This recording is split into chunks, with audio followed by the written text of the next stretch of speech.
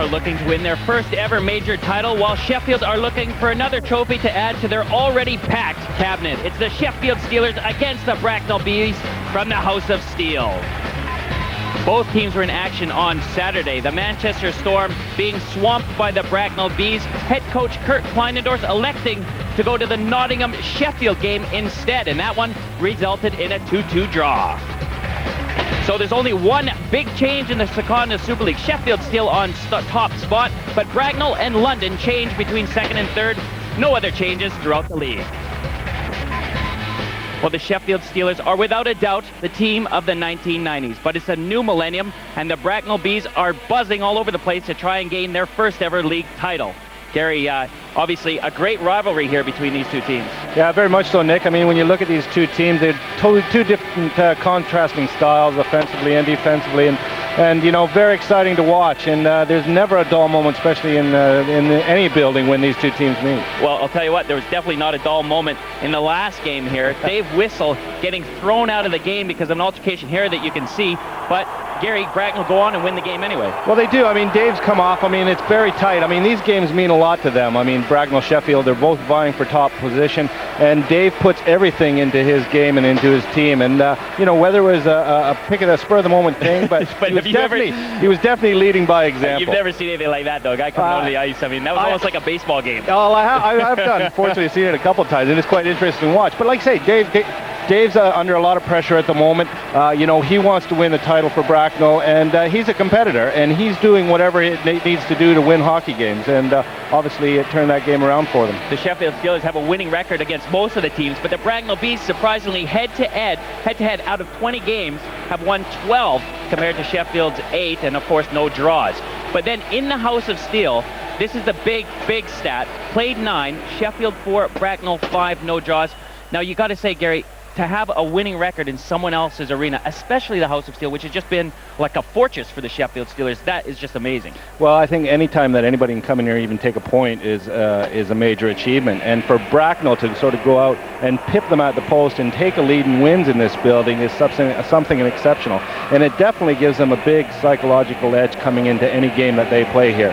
And, you know, so far they need that if they want to achieve first spot. At the beginning of the season, when we looked at the teams and how they were going to do, did you think the Bracknell Bees were actually going to be in the top half, yet alone vying for the league title? Well, no, I didn't actually, Nick, because I thought, you know, you look at the setup, they're a small rink, they're a small club, you know, and Bracknell, and you think, well, you know, they don't look like they'll have it. They'll be thereabouts, and they'll be competitive, but to be vying for the top spot is a great achievement for Dave Whistle and his teammates, because they have definitely proved a lot of people wrong so far. Okay, now you look at maybe the Sheffield Steelers, who are definitely in there for the league title, but there could be something they might slip on, and that's goals for and against. I mean, we say that they're a bit odd because they got a huge O and a small D, and that proves it. Yeah, I mean, when you look at them, but you know, the weird thing is that, you know, if they give up 5 goals, they'll score 6 goals, and you know, it looks like every time that they need a goal, they can go out and conjure one up, and they do that, and that's why they've been so successful. But it's sooner or later, defensive game is going to tell, and if their defense doesn't tighten up, I think some of these clubs could just sort of crucify them. Their offense can't stall, can it? Well, no, I mean, it can't, because I mean, at the end of the day, they rely so heavily on their offensive game, and if it does have a night off, then they could be in trouble. Okay, and for the Sheffield Steelers, who are Steph selects? Well, I've gone for 4 players, a defenseman and forward each, and we're going to start off with a former ex-Bracknell Bees, Dale Junkin. And what can you say about this guy? 3rd in the ISL at the moment and scoring behind his line mates, Courtney and Wynn. And you know, this guy can do anything. He can put the puck in the net, he can set the plays up, and he can create things, and he's had a great season so far. The other player is Shane McCosh, another offensive defenseman, and he's leading the defense this season with 32 points in the ISL. And you know, again, he's another guy that can turn a game around for this team, and he's just an exceptional and exciting player to watch. So a couple of big guns there for Sheffield. Who are Steph selects for the Bees? Well, again, we've gone for a forward and defenseman. And first guy, Kevin Rail, first season in this country. He is at present moment 6th in the ISL on the score charts, and he's got 38 points, 20 goals, 18 assists. And for a little guy, he possesses such a quick shot, and as you can see here in a couple of goals, I mean, he just knows where the target is. And just an exciting player to watch, too. The next guy is Shane Johnson, coming from the London Knights this season, coming in, and he's what you would call a stay-at-home defenseman. He's not going to light the league up in points. He's not going to put a lot of numbers up on the board, but he knows how to play defense. He'll take the body, and he's just good all-around defensive player. So, Gary, I mean, game of this magnitude, we are heading around for that final stretch. Obviously a huge game.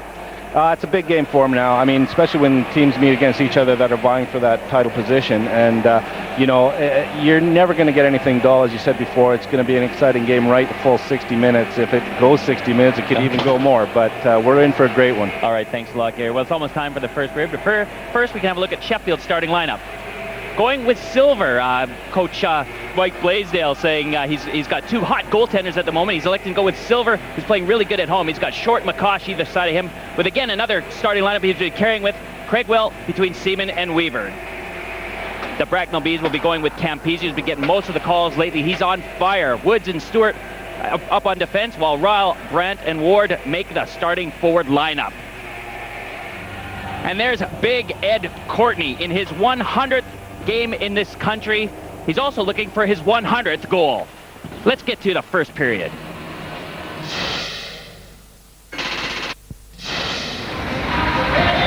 Big referee Mike Rowe in charge of this top of the table clash here at the House of Steel. Veteran of hockey over here, now in charge, wearing the red stripes. And he's just going to start the game. Ryle and Craigwell. Ryle wins a draw back into Bracknell's zone. Pass right up the middle. Ward right across. Can't find Ralph. Ralph behind the net from Brandt. Kale Short taking him up against boards. And Craigwell gets it out to Weaver. Weaver tries to deflect it to McCosh, who's joining up in the rush, but he couldn't get a hold of it. Craigwell slides through the middle across to Weaver, who's a foot offside. There are the Sheffield Steelers. Rob Wilson is out injured for that shoulder injury, and Andre Malo still recovering from that slash they received in our last main game against the Newcastle River Kings. Hilton Ruggles on the other end of it. Donovan missing from Bracknell's bench. He actually has the sprained knee. He scored his first goal of the season against Sheffield in their last encounter. So both teams, Gary, with a pretty good healthy lineup. Now they're going well so far. Bracknell getting a little jump on the play at the moment. They're getting in there, working hard. Sheffield's just got to settle down. I think, you know, they're at the top place. They know it's a big game, and I think they've just got to find their feet. Gets into Druin. Druin tries to find Smith. Kip Noble. Rink wide to Clancy. Clancy can't control it on the backhand. He delays in the corner. Scott Allison. Somebody behind the net. Bracknell just bounced it off the boards. Baxter can't get a hold of it. Nice one touch up to Allison. Scott Longstaff with a shot. Great pass from Allison off the board to hit Longstaff. Gotta love that when players use the big boards to help out their passes. Well, they can use those boards to their advantage. And I mean, right at the moment, and Bracknell's sort of getting caught a bit flat-footed on the defense, and Sheffield's finding space and getting behind them at the moment. Bracknell's got to tighten up a bit. Yeah, with big hit through the neutral zone and Paxton Schulte. Players have been locked up. Peter Wynn wheeling it. Had the hat trick. He shoots! Goes for the glove side. Ripped wide. Peter Wynn collecting a hat trick recently to overtake Ed Courtney in the goal scoring position. We said Big Ed's icing call there. Crowd's moaning about that, but we say Big Ed is a goal scorer, but his centerman's providing to slot him in a little bit more. Well, they're both out there, all three of those guys contributing to each other's performance, and they've done such a great job. And I know, listening to Courtney last week talking about his player, he's very pleased with him. Slow skate to the bench for those three. They're the Sheffield Steelers fans packing out the House of Steel here. Drop. Puck comes loose through the neutral, through the slot. No one can get a hold of it. Craigwell finally does for the Steelers. Heads up. Wheels it out of the zone through the neutral ice territory. Stops. Up high, gets it down. Shot comes in, deflected off the post. The red light is gone, but it corralled off the post. And the puck ended up under Campese. Gary Steffen, goal line? No, I didn't see it either, Nick. I'm pretty sure it just hit the post and sailed right across the back of the goal line, or on the goal line itself. Campese phone on. If we have a look at this again here, Sheffield is starting to move well. Craigwell moving well down the center of the ice, takes the Bracknell on, has a quick look, and there's nobody there. Just on the end there, a little pass over, you'll see it. No, it's, can't see it from that angle, but I'm pretty sure it just came off the post and went right along the goal line. You'll see it maybe here, right there. No, not a goal at all. Great call, Mike Rose saw it all the way. Was a great call. Very, very close shot. Mike Blaisdell, you can see he's relaxed a little bit, but I'll tell you what, his hair was standing on end there a few seconds ago. I think the other thing to point out, the goal light didn't go on. Tipped over with a shot.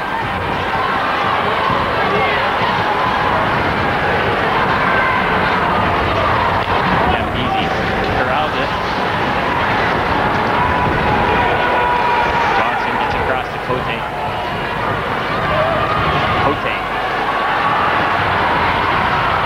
Fires it in. We got a shot here.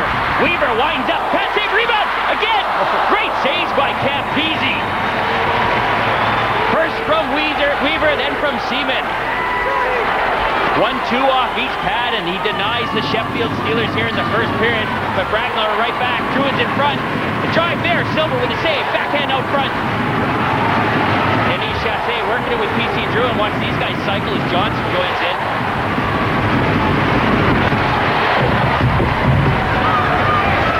Chassé up front. Can't find Druin. And Woods keeps it in the zone. Bracknell setting things up down low. Koch taking his old line mate up. With quick pass up front. He shoots. He scores. Great play from PC Druin. What a pass. What a great goal. Catch it, and Sheffield Steelers flat-footed behind their own net. Silver couldn't even see where that puck was going. I think Todd Goodwin just finding a very easy opportunity to get it here, but good work from Bracknell down low. Goodwin just coming right into the slot. Nobody on him whatsoever. Silver doesn't even see where the puck went. Great vision from PC Druin, though. You can see Silver probably saw him out of the corner of his eye carrying around behind, but he made that pass on the opposite side. Well, there's an angle. I think Silver thought he was going to go all the way around, and it was just a quick angle for Druin to get the puck out. A very sharp angle, and Goodwin right on the end of it. There's Goodwin. He's got Ward. Goodwin shoots. Silver with a save. It's in the paint.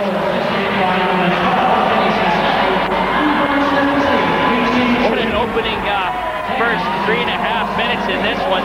Bracknell Bees with a 1-0 lead already, but that came after Sheffield had some great opportunities at the opposite end of the ice. Shot comes in. Warren had a scream over the net. Goodwin had a hat trick against Manchester on Saturday, and he's continuing it now. But the Sheffield Steelers come back 2-2. Clancy with a shot blocked by Stewart. Not enough time to get your seat. Well, I'll tell you what, we called it at the beginning of the show here. I think it was going to be an exciting game, and I haven't disappointed as yet. I know it's only just a few minutes in, but it's been an excellent hockey game so far. Shot, that takes a deflection. Silver still forced to make the save. Bracknell coming back with a puck. Schulte's shot doesn't find its way through, and McCosh sends it down the ice. Touch-up will bring it all the way down the other end. End-to-end stuff.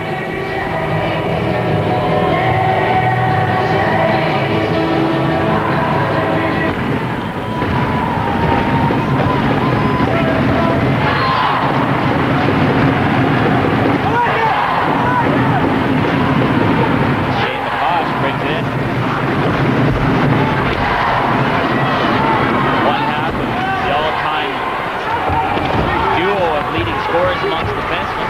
The other guy kicked over. Dale Short, he keeps it in. We got a penalty call on the play. It's going to be a holding call, I believe, coming up.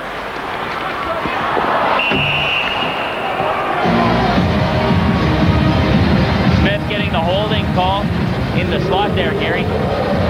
Yeah, he had Teeter Wynn right in front of the net. Wynn trying to camp himself right out in front of Campese, and Smith just holding on to him just a little bit too much, a little bit too long. See here, he getting start over there. Short keeps the puck in.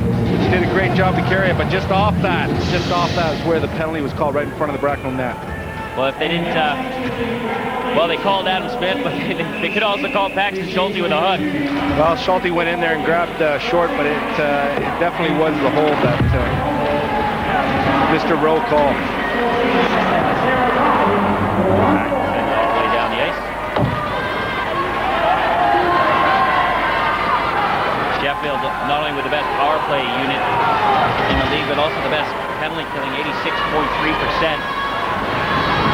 Head coach Mike Blaisdell making a big influence on the special teams. He's always been renowned for being good at killing penalties. Well, successful teams always have their special teams in the top 3 anyways, and definitely that's where Sheffield's sitting number 1 in both departments.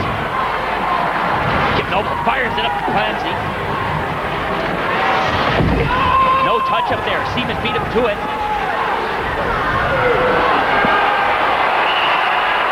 And the puck is lodged underneath Matt Cote. Faceoff's going to be in Bracknell's zone. Matt Cote doing a good job to get a whistle on that. And, you know, when you're shorthanded, you'll do anything, fall on it, eat it, do whatever you can to get that whistle. And especially that's just when he what Matt Cote did. His stick as well. He's just picking up it. Drop that and smother the puck when you're shorthanded, especially. No, great defensive move there by Matt Cote. So Sheffield on the power play. Say it's the best in the league. It's no goal. And Courtney, quick fire across. Watch these guys set it up on the power play. They definitely have designed plays out there, don't they, Gary? Well, they certainly do, and they're all used to playing with each other. I mean, some teams will mix their power play units up, but they elect to go with the line of Junkin, Courtney, and Wynn, and why not? If you're 1, 2, and 3 in the league, you might as well use them on your power plays and your special teams. Bracknell chip it down the ice. 30 seconds to go in Sheffield power play. They're down 1-0 here in the first period against the Bracknell Bees. Goodwin giving them the lead. Druid quickly sends it all the way down to Silver. Sheffield maybe with one more opportunity to set it up for a shot. Junkin hit Wynn. He's got Courtney. Across to Courtney. Pace of deflection. Courtney finds it out front. Junkin with a shot. Band on it.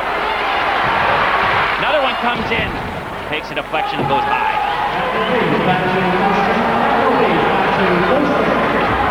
DC Druin.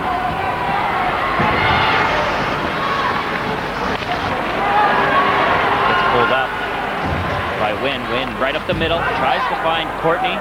He's going to go the length of the ice for the touch-up.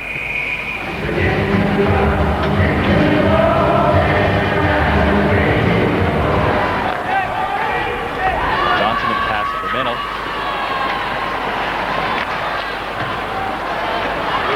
Masters losing it.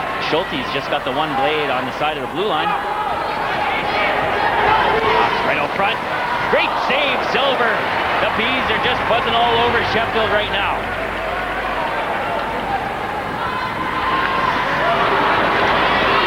Schulte goes rink wide, got knocks, picks it up, gets hammered into the boards, pass gets picked up, sent out of the zone. Hoffman now, delays, gets across the field, one-timer, great save! Bruno Campisi, we said before, he's standing on his head, and he's doing it in this game as well. Fires up the middle now to Schulte, he gets a touch on it. So it's not going to be an icing call. Jason Weaver now for the Steelers. Tosh, nice 1-2 working there. 3-on-3. Bracknells are all the way back. Craigwell on the backhand. Slides it in. Hellman does a good job keeping that out.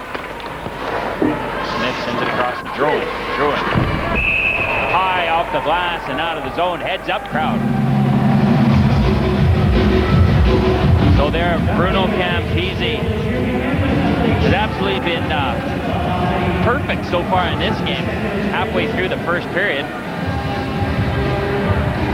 Saw him step into the Bracknell organization last season with a bit of, they had some trouble with their goaltending rotation there, but he's come in, he's fitted well, and definite asset now at 36 years old. He's brings a lot of composure to this team, doesn't he? Well, he's definitely a veteran of the sport itself, and you know, that's where a lot of people say goalies don't come into their own until they're about 30, 33 years of age. And at 36, he definitely brings a lot of experience with him. Bracknell working hard. Penalty call coming up on the play. Maybe a holding call against Knox. He touches up. Holding the stick call coming up against Blake Knox. Feisty little guy. That's what you got to be careful of. You got to be careful, especially in Sheffield. I know, you get drawn into holding them and clutching because they move so freely and they're always buzzing around. And you'll see it just down low there in the corner.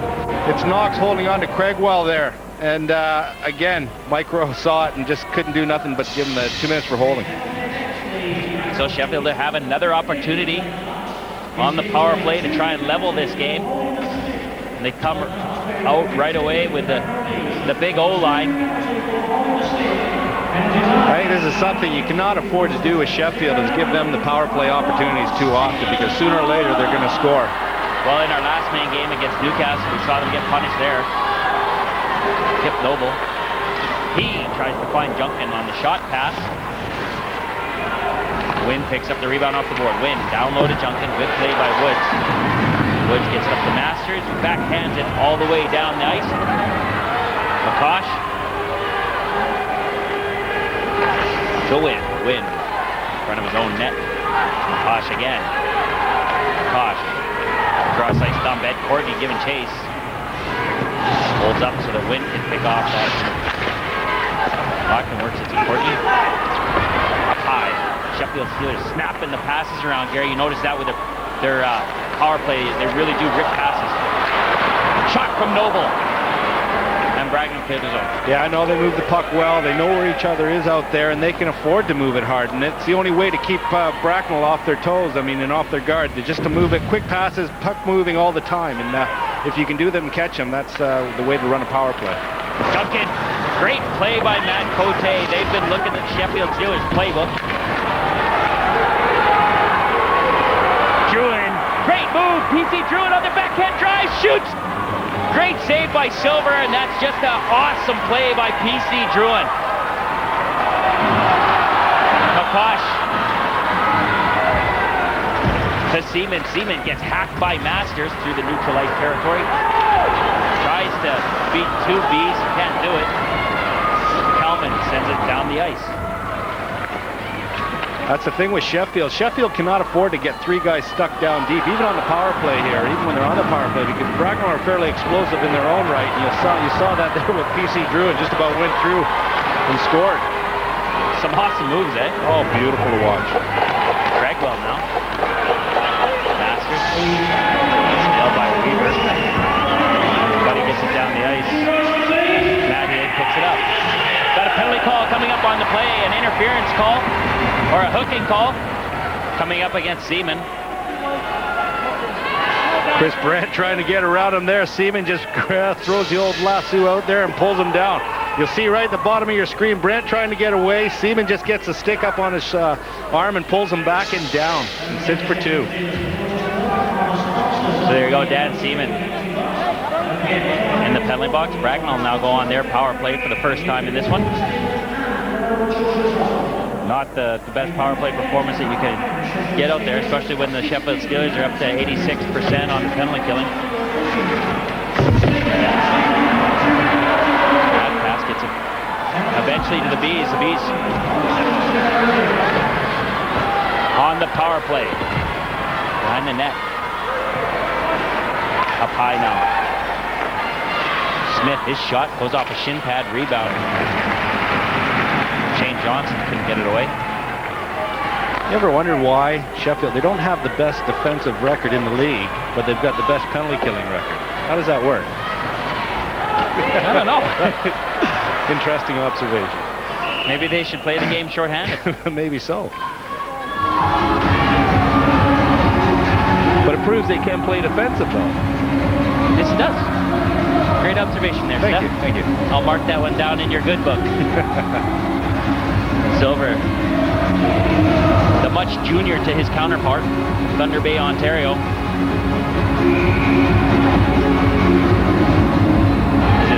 Coach Mike Blaisdell said he's got two pretty hot goaltenders at the moment. Silver's been playing pretty good at home, and Shervin's been playing pretty good on the road. Well, if you got two good goalies, you got to keep them healthy and you got to play them, and that's what Mike Blaisdell's doing. He's rotating them around. Johnson. His pass gets intercepted by Craigwell. Who we've seen for the first time in our last man game. He impressed us in that one. He's a great skater, moves really quick. He's quick on his feet, he's got good hands, and he works well out there.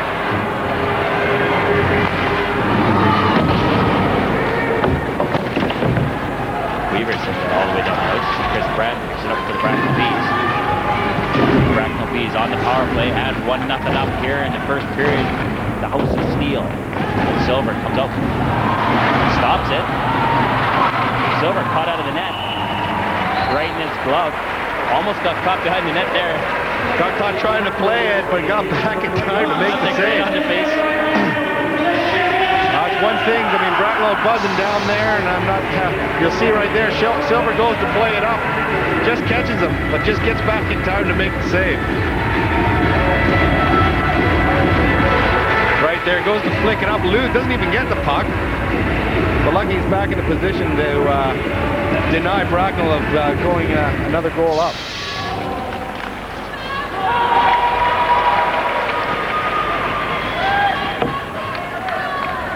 Rob Stewart picking it up. Sets up Goodwin, swings. Right up the middle to Druin, off the skate. Gets it to Goodwin.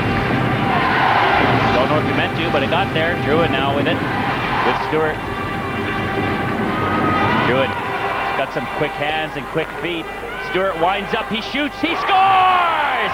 The Bracknell Bees 2-zip up here in the House of Steel. That one on the power play from Stewart. Only 5 seconds left before the power play was over, and Bracknell, great shot by Stewart, coming hard from the point. Silver not seeing it at all. You'll see it here, they just work it to the point. Stewart walks in one step and bangs it right past Silver to the blocker side. That was a great shot by Stewart. Not renowned for his goal-scoring ability, but he's got a hard shot from the point, and that's where they use him on that, and he's proven it here. First league goal of the season for veteran Rob Stewart.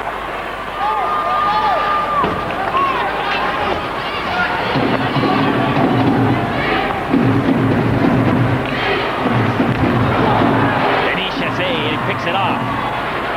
Goes around Wynn, but doesn't take the puck with him.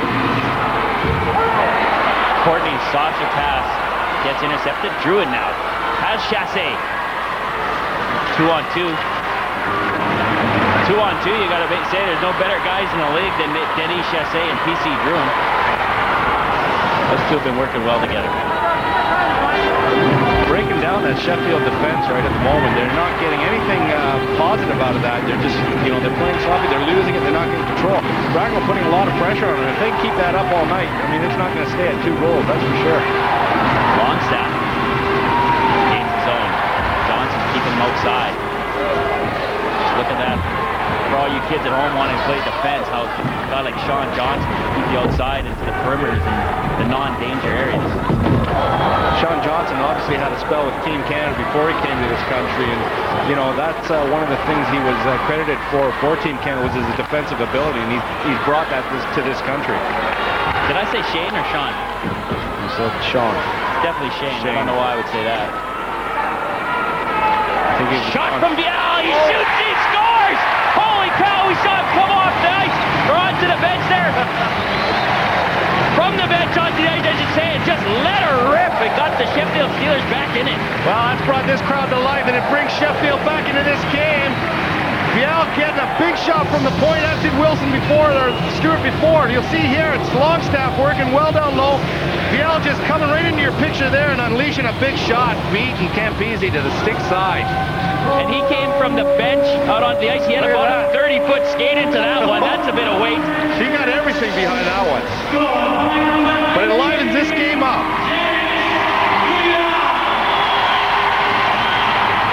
So it's his 18th game and his first goal, and it's got the Steelers going. Craigwell let that one rip.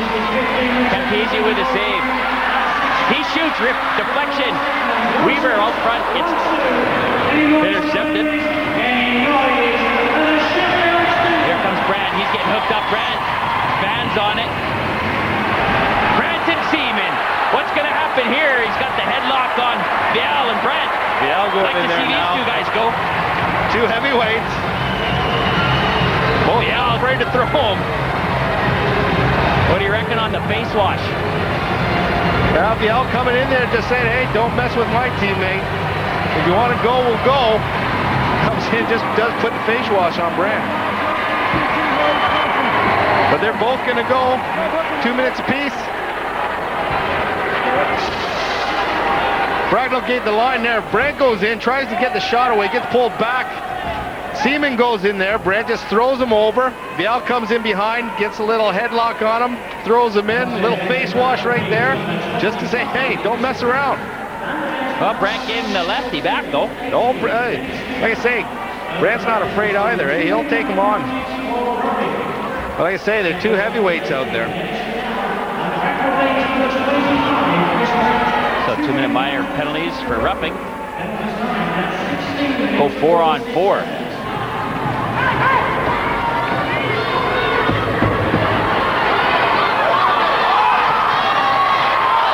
Real there. Great chance. Silver. Gotta watch. Coach Mike Blaisdell's probably going to tie an anchor to his shorts there in the intermission. Wind delays.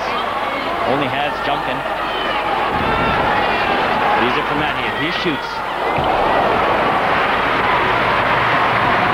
Goes to the far side. Junkin and Kelman there. You can see tied up. Kelman taking Junkin up against the boards. Wind going down low. Penalty call on the play, and it was only time. Kelman taking a hooking call against Junkin, and referee Mike Rowe was just watching that one develop for the last 20 seconds. I think it could have been a 50-50 call there. I mean, Kelman does go in and he does pull him, but he's fighting with Junkin there. Junkin gets a stick in behind there. You'll see them come in right there. All right, Kelman takes him down there. Junkin now holds on to his stick, but before that, he's got already the call for the hook. Well, a 50-50 call because Kelman's stick was lodged between Junkin's legs there from the boards, but I think Junkin knew about it. Oh, he definitely did. But it gives the Steelers the man advantage. 4-on-3. The Steelers against the Bracknell Bees one-timer from Kip Noble. Now 5-on-4. Brad and Vial return to the ice. Weaver. Nice. It's a bit Craigwell.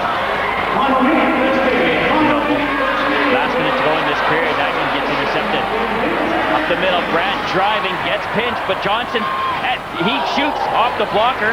Johnson wisely adds up to prevent. Sorry, Brandt. Too many B's. Brandt with a shot. Goes up over the glass. Sheffield still on the power play. Hit over. Has McCosh down there. That gets intercepted.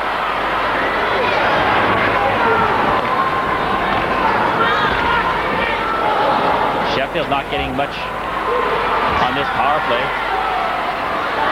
Bracknell with the better chances here, shorthanded. Craigwell now on the far side. Gets it back to Matt here. Nice move through the neutral zone. Matt here, another nice move inside. Johnson managed to clear it. Vial is going to wind up. Big shot. Saved by Cote. And that's it from the first period. The Sheffield Steelers will stay on the power play heading into the second period. They're down 2-1 to the Bracknell Bees. The Bracknell Bees have been buzzing in their chase for the league title. There are your goal scorers. It's been an action-packed first period. Join us after the break for the second.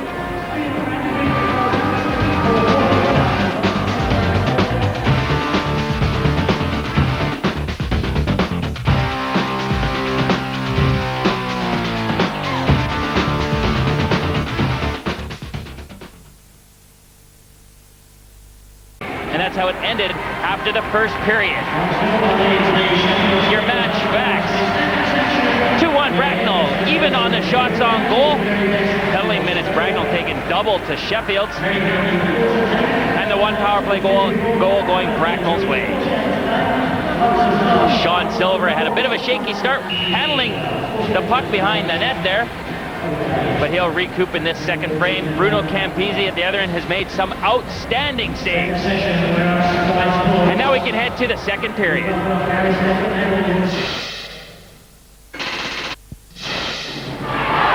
Referee Mike Rowe dropping the puck for the second frame. Dale Junkin pulls it back to Kip Noble. Kip Noble sends it across from McCosh. Two of the offensive defensemen in the league. A couple of 100 points between those two.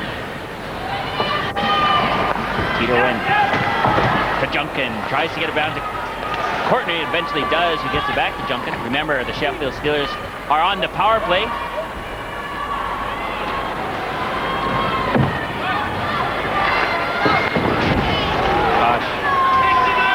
Courtney for the Sheffield Steelers on the wall. Dale Junkin doesn't get in there quick enough, and the whistle on the play. Bracknell being effective on their defensive work on the penalty killing at the moment, and they're doing a great job containing the Sheffield Steelers. And you know, that's a credit to the Bracknell Bees at the moment.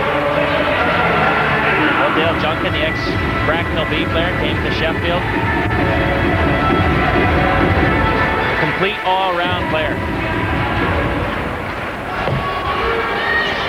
Johnson tries to go, doesn't get out. McCosh keeps it in. Shot pass to win. He can't deflect it in on net. And Bracknell sends it all the way down the ice. Great job by the Bees killing that one off. Get back. They can regroup now and go back on the attack. Ed Courtney.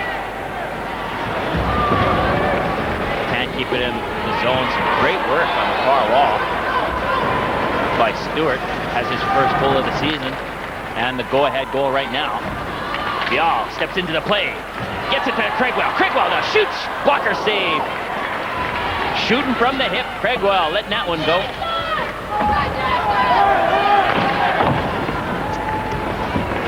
Craigwell can't get around, keep it in, but he goes right up the middle again to Weaver.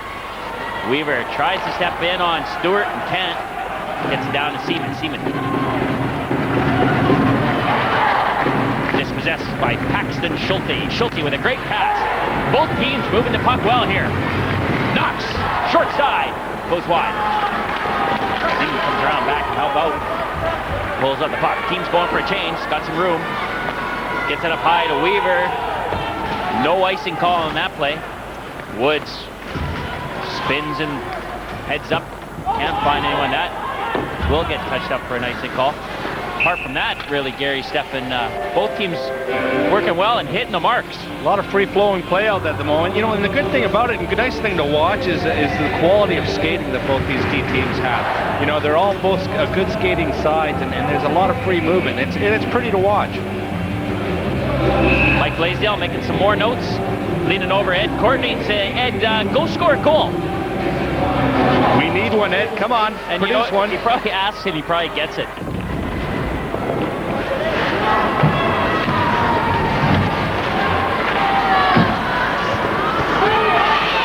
Bracknell getting a penalty call on the play.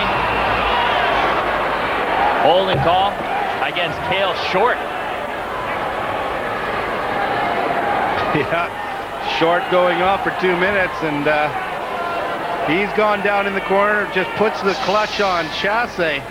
Chasse gets the puck, looking to move it out front. Short takes his man, but just gets a stick in between his legs, pulls him around, and no other alternative but to give him the 2 minutes. Cale Short in the box. The holding call, I'm puzzled about. Maybe the trip, but I think with the holding, when he got his stick in between and just twist him and turn him around, you could call it a trip, you could call it holding. You're giving him for the hold, though. Nonetheless, Bracknell is going to try and pull another one. Sheffield on another power play.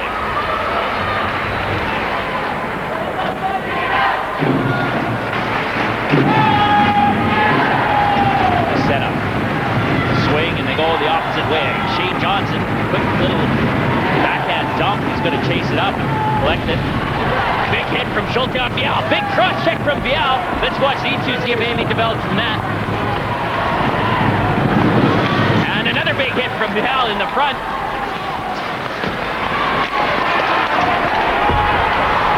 Knox sets up. Bial levels. Shane Johnson again. Bial. Cross check there, pulls Schulte standing on happens. He can call about 8 minutes and penalties there. Mike Rowe saying, you're lucky I just gave you one. Johnson getting about 4 cross checks in the back. As you say, could have given him 8 minutes for that, but I think he's only going to elect to give him the 2. But great movement. Johnson just holding his ground right in front of the net, taking the hit for the team. Look at that. There's 1, there's 2, there's 3. That's unbelievable. Let's go for 4. There's 1 there. You know, Biel tried to take his man, but Johnson just planted himself there, and I'll tell you not what. much you can do. Take your hat off to Shane Johnson for taking out. I know Johnson's not going to react and fight Biel because it's a size mismatch, but no matter what, you're going to get annoyed at that. Sometimes you can take a retaliation, and Johnson did there. No, he's smart play. It's great to take that for the team, and I'm sure he's been feeling it at the moment sitting on the bench, but it's giving them a 2-man advantage. That Biel just looks like a tough guy, eh? I wouldn't want to mess with him. He's a boozer. Bracknell, wheel it out.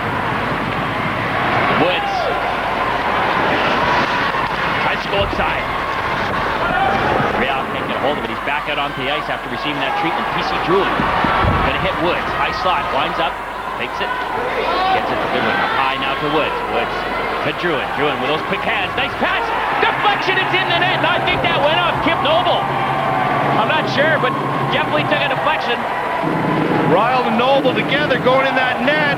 Ryle claiming the goal as he thought it went off his stick. But a good movement from the Bracknell. They move it up high. They have a quick look. Quick one time over. Yeah, we'd like to see that again because it just looks like it got a deflection. Real did get it. You'll see it right here. Ryle right in front. Oh, yeah. Oh, what a goal. Deflected it between his skates. Between his skates. Got the back heel of the stick and beats Silver. Wow. What an unbelievable goal to give the Bracknell Bees a 3-1 lead here.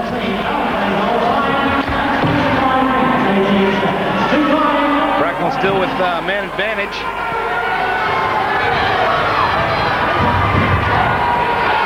Second power play for the Bees, and they're keep going. 5-on-4. McCosh. Holding up. Gets it to Weaver. Weaver, nice step outside. Bad Seaman driving the net. Here we got 3-on-2. Seaman gets back. Ward gets it back to Real.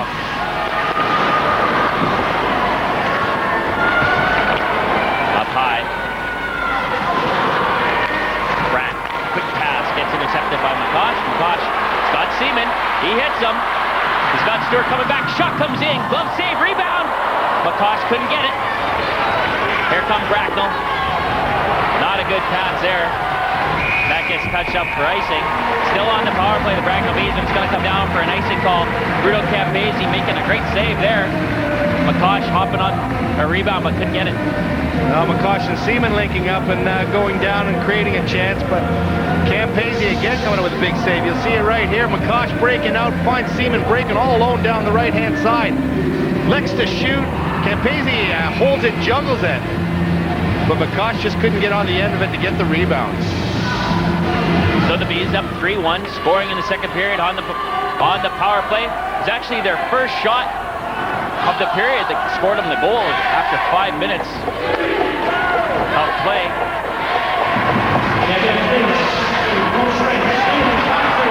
Not Blues, both these teams really make the shots count. Average about a goal every 7 shots. Big hit there. Clancy leveling Knox.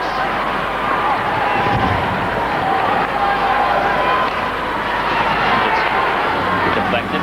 Scott Allison finds Longstaff. Has Clancy, can hit him. The Bees wind around the other way. Blake Knox has Schulte driving. Can quite find him. Schulte's going down on his knees.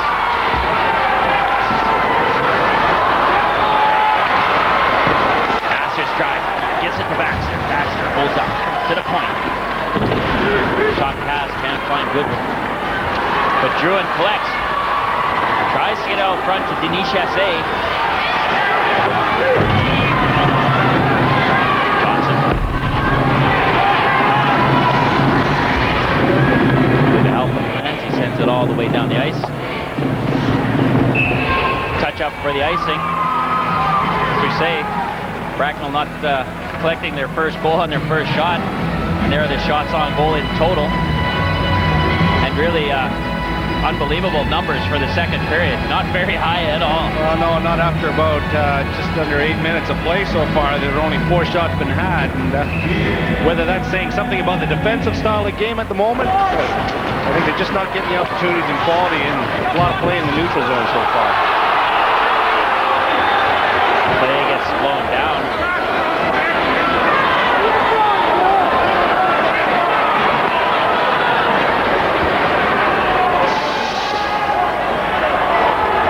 Going in there, McCosh going in, and Baxter just leveling them, putting them down from behind. No penalty on the call, though. So the referee waving out Denis Chassé comes off. He had too many men on the ice. Want to get that little man advantage. Just you want to stay out there, I guess. Must be nice when you can't get players off the ice because they want to play. Absolutely. Good weave by Wynn. Just wheeling with it. Going end to end. Looks to set up. Sheffield Steelers need to score goals. They look at this line to do it. Junkin. Pass to Kale. Short shot pass in. Rebound in there from Wynn. Bruno Campese has a big pass down on the ice to deny the Steelers. Must-win games here for the Sheffield Steelers at home. And this is the team that they just hate doing it against, the Bracknell Bees. They don't have a winning record against Bracknell at home, which we pointed out before the game, and it's unbelievable. 3-on-3 to Ed Courtney, who winds up, he shoots, he scores! Mike Blaisdell said, Ed, go score your 100th goal. Ed Courtney goes, okay, coach. And they make it 3-2. He's got it. A big ton, big 100 for Ed Courtney here. Brings him back in the game again. You'll see him here. They break the play down. Nice little drop by his teammate. He just fires it again, low stick side. Great shot. Just puts everything behind that shot. Just gets him low. It look like there's been a deflection there. Little bit of a deflection, but I'll tell you what, you got to cite Ed Courtney is sick. Why would you say that? Because I knew he was going to score and I wanted to say something. But that's 100 goals for Ed Courtney in the ISL. Winds up and shoot the other way. You can just tell when this guy has the puck that there's something going to happen, and sure enough. Well, that's why they're 1, 2, and 3 in the scoring. Well, it's lifted things here at the House of Steel. I was about to say that things have gone a bit flat for the fans here, but Ed Courtney's goal has lifted them all. Ed Courtney, we knew that this game was going to be tight. Ed Courtney with his 100th goal in all Super League competitions. What a milestone. Great feat, great achievement to get 100 goals.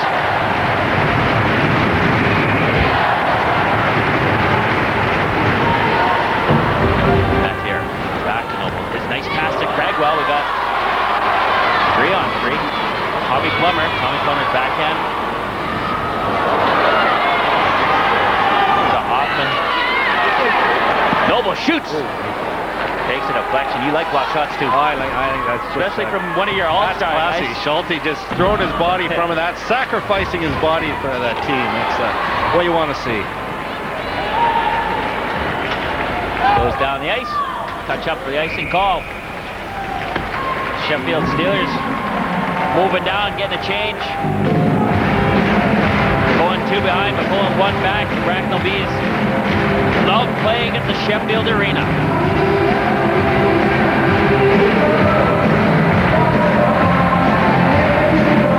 Dave Whistle excited. I think he's just waiting. He's just waiting for his time.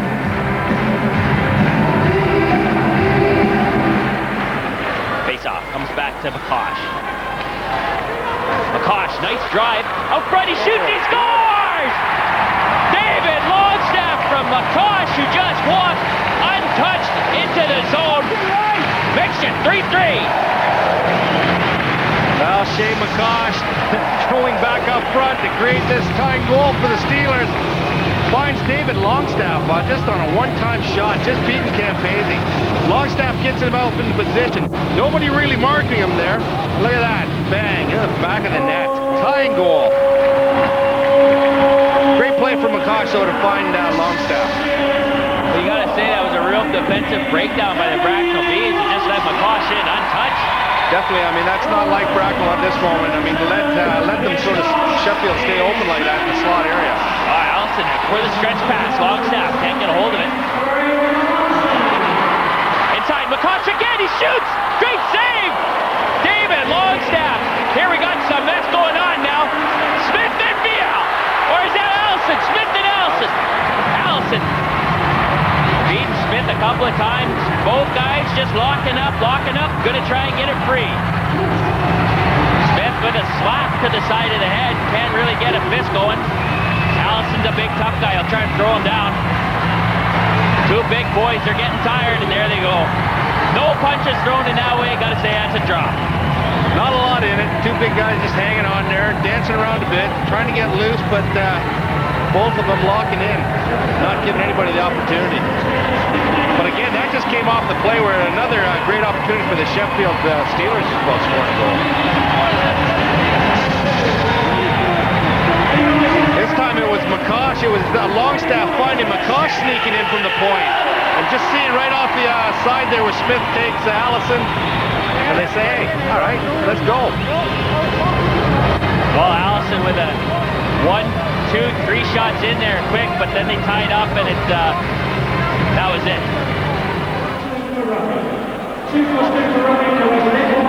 So 2+2 for roughing for both players. Be 5-on-5. Ward. Yeah, deflected it. PC drew in there.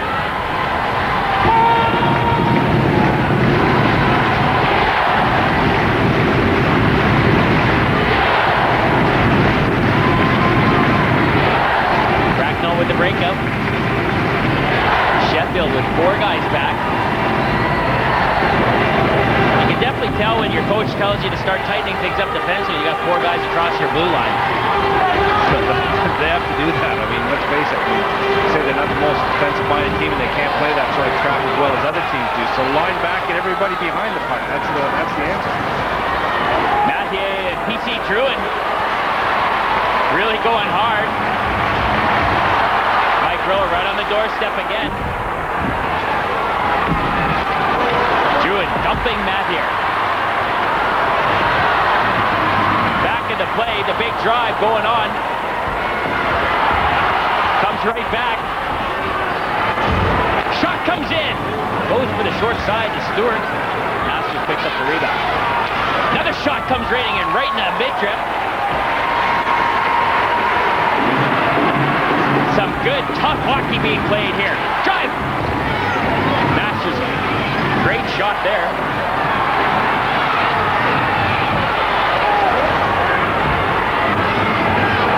Woods, up to Stewart. Bosch. Can't clear the zone, Masters keeps it in. Got a 3-on-3. Ed Courtney joining the play as well. Watch out for him. Junkin. To Courtney. Courtney to Junkin.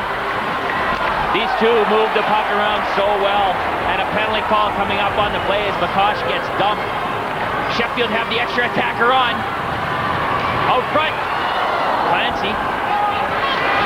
Sheffield with 6 skaters out there. As a penalty call is being called against the Bracknell Bees. And as soon as they touch up, they have to get complete control of the puck to blow the whistle. Otherwise, Sheffield keep going with the extra man, and then Knox touches it down finally. And we got a tripping call coming up against the Bracknell Bees. Denny Chassé going up for tripping. Pulled his man right out in front of the ice there, in front of the Bracknell net. Chassé arguing on the call, doesn't think it was intentional and shouldn't have been given. We'll watch it here, just right in front there. McCosh driving to the net. Chassé takes his leg right out from underneath him and puts him down. No argument on that one. Absolutely. So the captain of the Bracknell Bees, Denis Chassé, will take a 2-minute minor for tripping. which will mean that the Bracknell Bees with a 3-3 draw here could be shorthanded. Bracknell with 2 power play goals and 3 opportunities. Sheffield with a big bagel up there, and they want to try and get the best power play unit in the league rolling right here and go for the go-ahead goal. They haven't been in the lead yet. It's been a comeback story for them. Power play for Sheffield. This time you got Courtney having a rest. They've got Wynn, Junkin, and Weaver out there. So they're mixing it up. Mike Blaisdell mixing the power play lineup a bit. Here we got an interception. And Goodwin on a bad angle. He shoots. Saying that, but with PC Druin up there, I mean, anything can happen. He causes a turnover. Well, that's what they did right in the neutral zone. The quick turnover that gave Bracknell that opportunity for them to come in and get a good shot on net. McCosh takes it down, loses control of it right there to Druin. And it's Goodwin coming in, having a quick look, looking for the 5-hole, tries to put it between, but Silver goes down, makes a good save, and I'll tell you, that was close. Noble to Craigwell. Steelers on the power play. Just over 4 minutes to go in the second period. We're deadlocked at 3 each. Noble to Craigwell. Craigwell with a quick pass, about a foot in the air for a win. Wynn's batting average, I don't think, is too high, but had a whack at it anyway.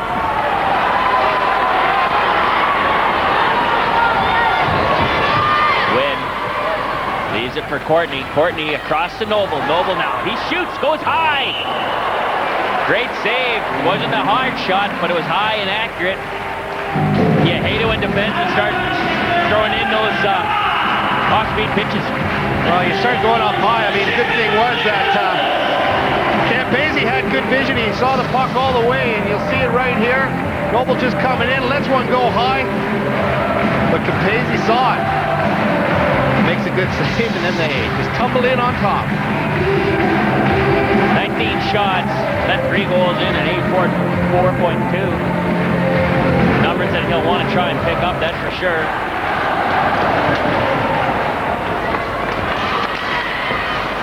That 3 goals is kind of the magic marker for most goalies. Don't want to let him run 3 a game. It's a bit difficult, you know, when you get, especially with the offensive team like Sheffield, you know, they'll just be looking for the win. I don't think they're mind how many goals will come in. That pass from Seaman took a deflection. Almost banked in there from the whole time the goal line. Campese just hanging tight to the net, and that was close, because if he would have pulled away just a bit, you'll see right here, they try a bank shot, tried to get it out in front, hits Bracknell's skate, and it was lucky Campese didn't move, because that would have been in the back of the net. And of course, the question that we say is, did he mean to do that? Not at all. He was going for Weaver. He was going for Weaver in the slot. Wayne Gretzky would have tried to bank it in. Absolutely. He's put pucks in on the side and got it into angles that people couldn't even figure getting it in there. Oh gosh. Noble pitches it in.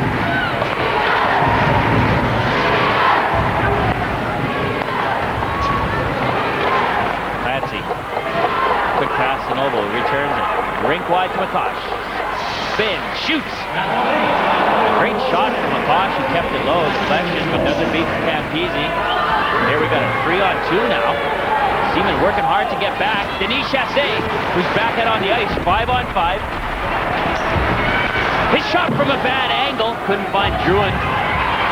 Goodwin, quick across to Chassé. Chassé winds up, shoots. Goes wide. Great action from both teams. 2 minutes to go in the third. 3-3. And these guys are just working hard, and I'll tell you what, these are championship-looking squads.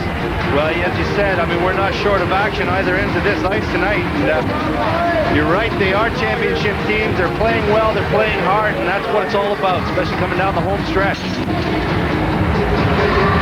Well, you can see Rob Wilson leaning over the guys. Rob Wilson, normally the captain, but he's serving from that injury. And both the Steelers and Great Britain can't wait to get that guy home.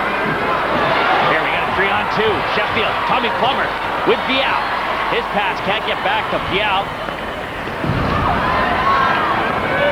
Schulte taking Vial up against Forrest. Offside's a call. Shot gets ripped anyway. Nobody has any arguments about that except down here. Mathieu. Goodwin. Johnson and Plummer. I'm ready for another one. They call him Tommy the Duke, don't they? Yeah, stop yapping and drop the gloves, guys.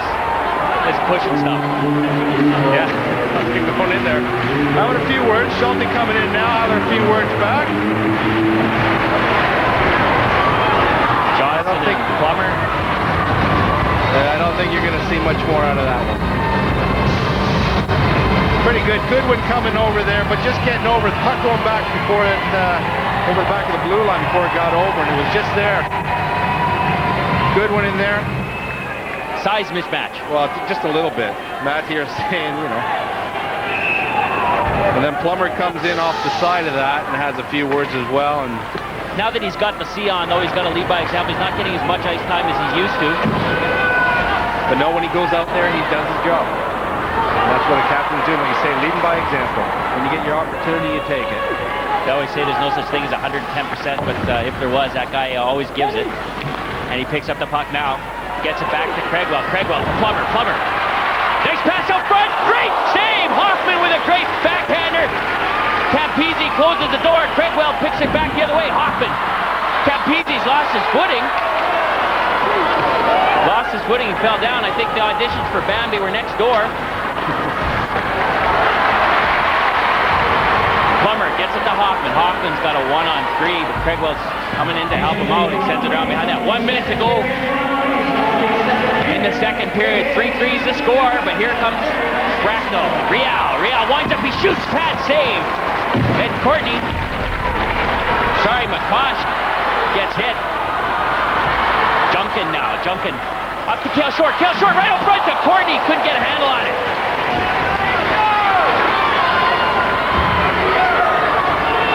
Brandt winds up, big shot.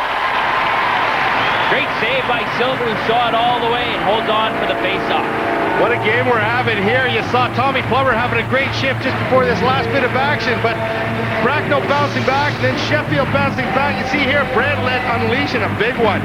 Silver sees it all the way in, pulls it out of the air, but a lot of work there from both sides, creating a great hockey game for the fans. Well, it feels good to let a shot rip like that, but for Silver, it feels better to land in the glove and hold on to it.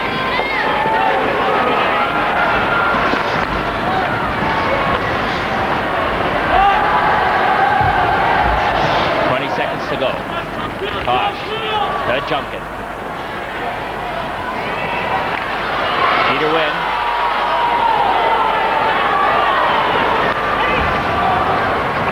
Courtney gets McCosh, and we almost have a shot here by Brandt, but it's a clock and a round. No! Unbelievable! The clock says nothing on it. We were looking up. Prevent with the breakaway. What a shot. It was just 1 second. I watched it. I looked up at the clock and there was 1 second left. And the clock ran down. You'll see it right there. Courtney tries to throw it out front into the slot to the McCosh. But Brandt intercepts and just goes in, just takes one. Just 1 second left to go. Unbelievable. I just was saying that he wasn't going to get it off in time, and there you go. He proved me wrong. Well, if you're ever going to want a shooter out there, that's the one guy you want because he's got a rocket there. Look at Dave Whistle. Is he excited or what? There's Chris Brandt with a second left on the clock in the second period. He fired home. The Sheffield Steelers finding themselves 3-1 down and then pulling it back, but only for Bracknell with a second to go to have a 4-3 lead after the second period. And that's how it'll end. We'll head into the third period. Join us after the break.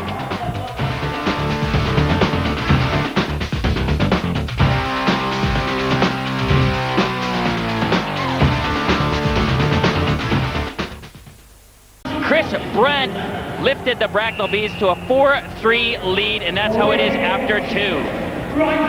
Your match facts so far. Shots on goal going the way of the Bracknell Bees. The penalty minutes evening out in that second period, but the Bracknell Bees have 2 power play goals with none for Sheffield. And there is the guy with the go-ahead goal, Chris Brandt. And he's out on the ice here for the start of the third period. Mike Rowe, hand up. And puck down. Here we go. 4-3. This is on the line, folks. Both of these teams are playing for the league title. The Bracknell Bees love to come into the Sheffield arena. They've got a winning record here. But the Sheffield Steelers are going hard to try and recapture their glory days and get their hands on their first Super League title. Jason Weaver has Craigwell. Weaver, nice move on the backhand. The rebound is not to be seen, but Craigwell was on the doorstep. Crowd is lifted behind the net. But that's not going to help, is it? Absolutely. Kent Beasley makes a great save. Just squeezes his legs as tight as he can, just so it doesn't bobble through. But as he fell back, it just bobbled in, but the whistle had already gone.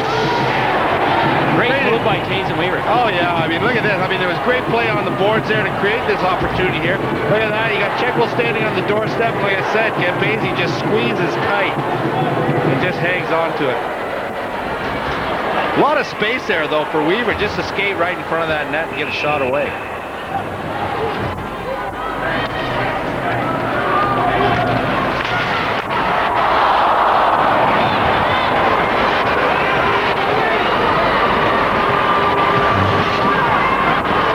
Wynn drives around.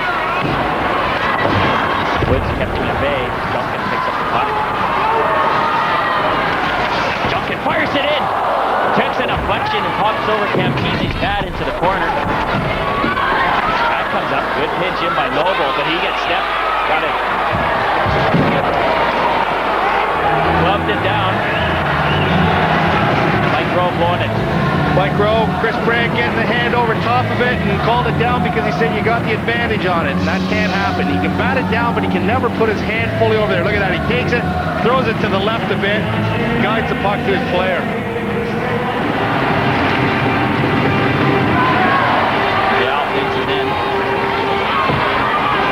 Tends to create a lot of space for himself. That certainly does that, yeah. But he does that, because he's aggressive. He's physical, he gets stuck in. And when you do that, sometimes you start looking over your shoulder and you might give that odd step or two.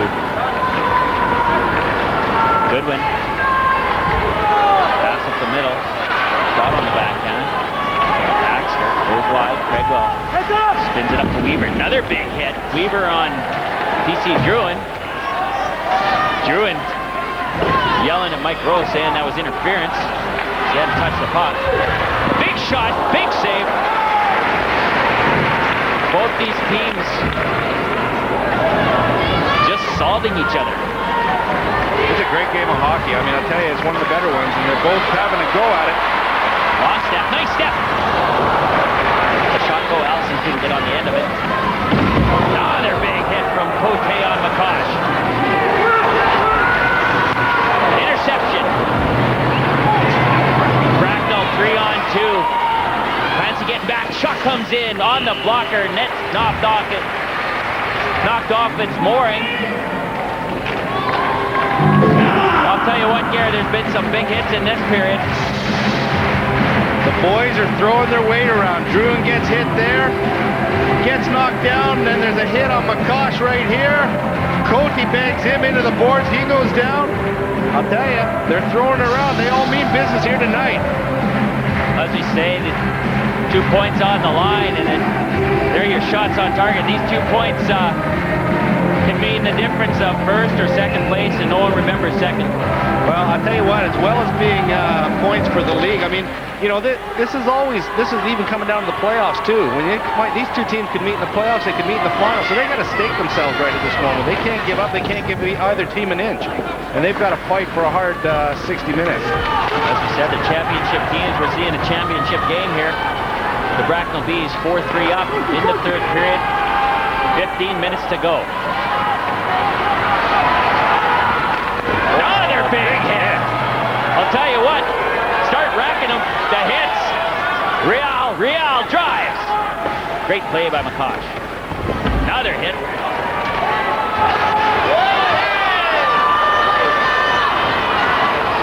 Get the bean counter on the hit statistics.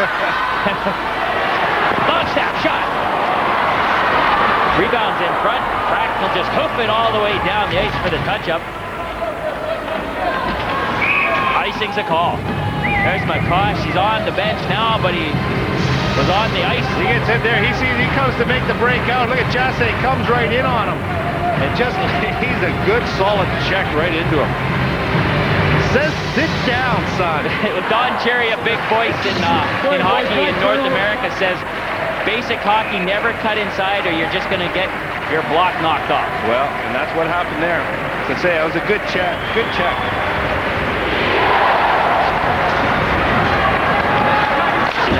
Off the boards. Can't clear. Second whack at it. Sheffield do. Can't keep it in.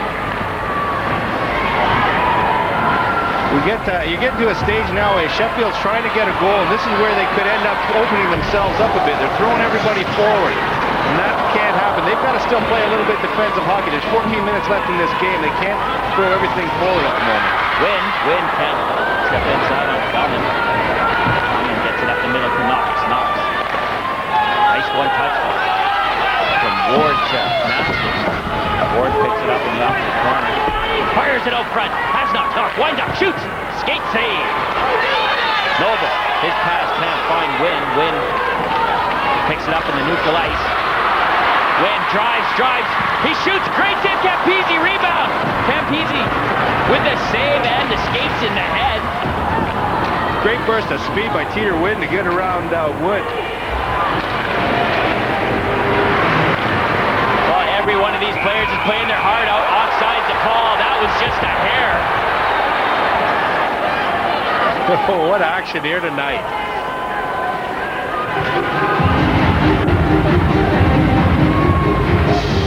Watch here, Wood just gets a good step here, goes around, tries to bring it in. Campese just sprawls himself right in front of the net and makes a great save.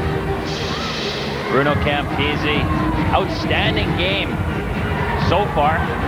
He's made some outstanding saves. Can't be blamed for the three that have hit the twine behind him. Tell you what, I mean, he's made a lot of big saves tonight. I mean, this game could be in Sheffield's favor at the moment, but he's stood tall. He's made some great saves.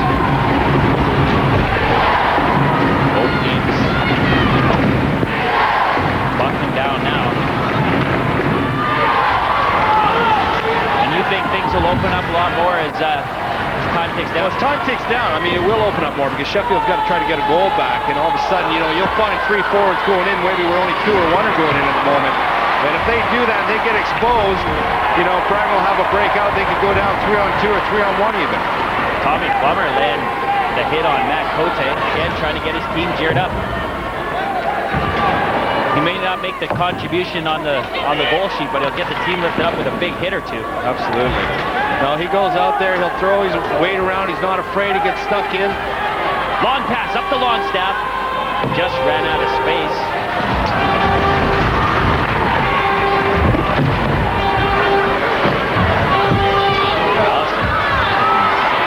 Woods. Bot pitches in. Chassé. Bree Steele is hooking him up. He delays. Shot comes in high off the glass. Another shot comes in high off the glass. And again low, and it's in the back of the net.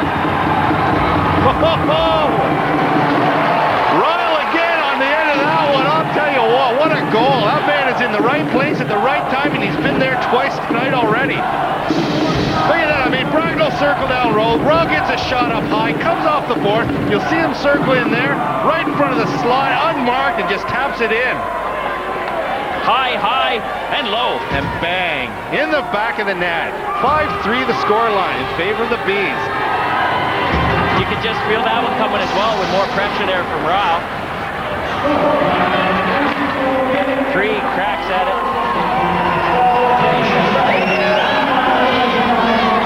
It'll be interesting now to see how Sheffield responds to this.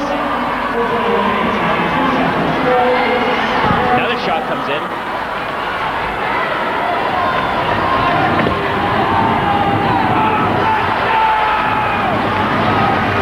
Seaman cross-ice dump. Pinch in. Shot from Vial. Blocker save. Rebound. Out to Seaman. Weaver couldn't hit him. Nice play by Weaver to keep the momentum going. Shot from Matt here, who pitched in. It's in the gut of Campese. We're looking at what's going to develop. Linesman getting in there quick. 144. Matt here joining the rush, getting a good opportunity there for the Sheffield Steelers to try and pull one back. They're two behind here. Matt here Come in there, they work hard, they get a good shot. I think it's Sheffield just creates an opportunity, a chance, but again, it's Campese holds on and just doesn't give anything away. Shane Johnson hits Rowe. Rowe apologizing there at that, eh?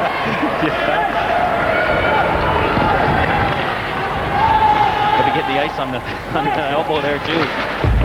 Right in the midriff. Helping his defenseman out there. Bracknell with some good forechecking. Druin. Chopped down by Courtney. Puck up to the slot. One-timer, the shot, deflection, rebound. Two cracks at it there by Baxter. One-timer. End over end. Bracknell with some good play out there.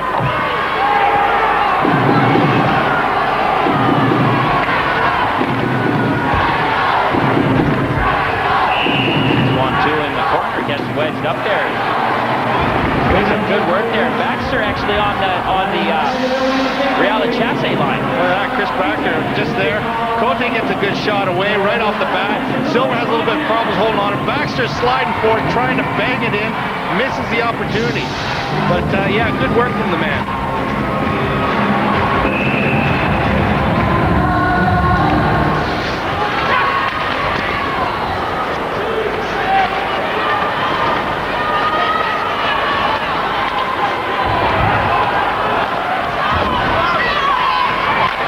Comes in, he banged on it, Smith, but it still found its way through with Schulte on the doorstep. Seaman to Weaver. Long pass doesn't find Credwell. Credwell, again, a big role in tonight's game. He might have scored, but he's been working very, very hard for the Sheffield Steelers. Great utility player.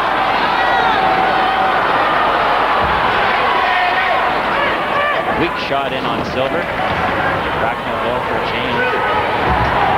Out there for a long shift. Weaver. Up to Seaman. Seaman dumps it all the way down.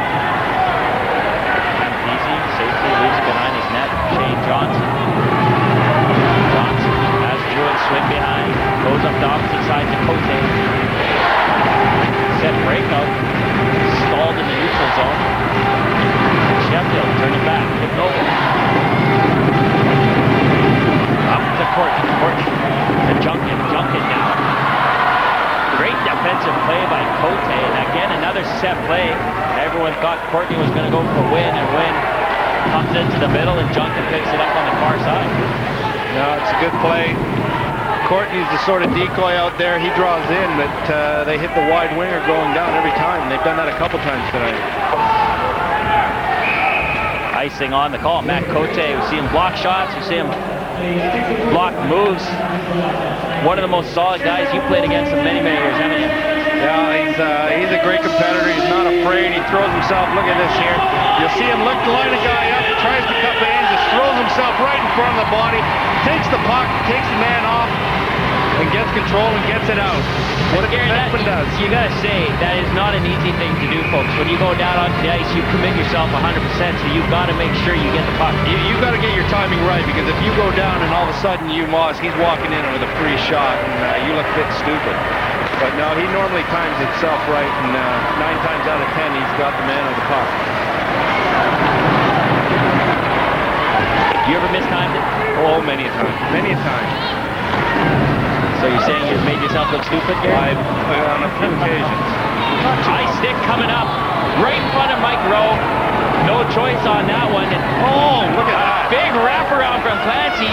Rowe can call 2 penalties here if he wants.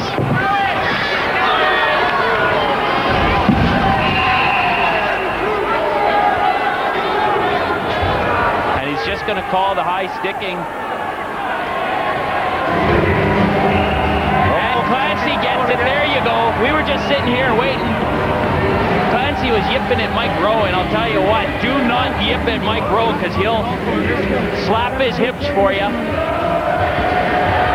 Well, there's no question about Longstaff's. That was a high stick right in front of Rowe. You'll see that right here. We slow it down. Comes right up. Just catches him a bit up.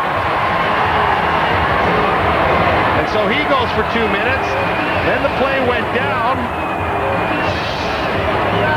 Clancy then grabs a rail, but doesn't play on that. Now Tommy Plummer's in there. Well, I'll tell you what, you don't need to be able to read lips. Tommy Plummer's not a happy camper. He's chirping at Cote, saying a few words there. Oh, we got a match penalty, I think, coming up for headbutting. That is a no-no in this sport. They can't afford a penalty at this stage, trailing 2 goals at this moment, but match penalties are just a no-no. I mean, that's a minimum 3 games, I think, and could possibly carry further suspension. So here we go, Tommy Plummer exiting the penalty box. Still yipping, he's not happy, he's getting kicked out of the game.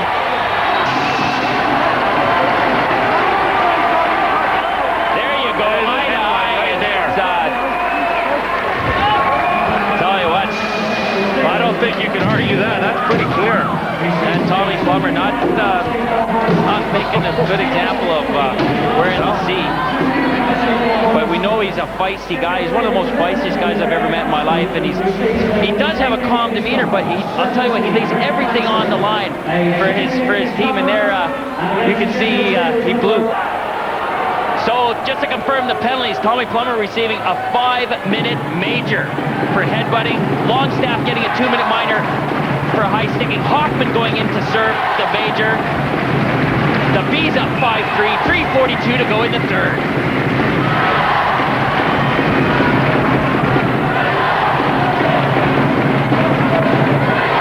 Kip Noble finding himself in an awkward position, having to take a draw as Junkin gets waved out.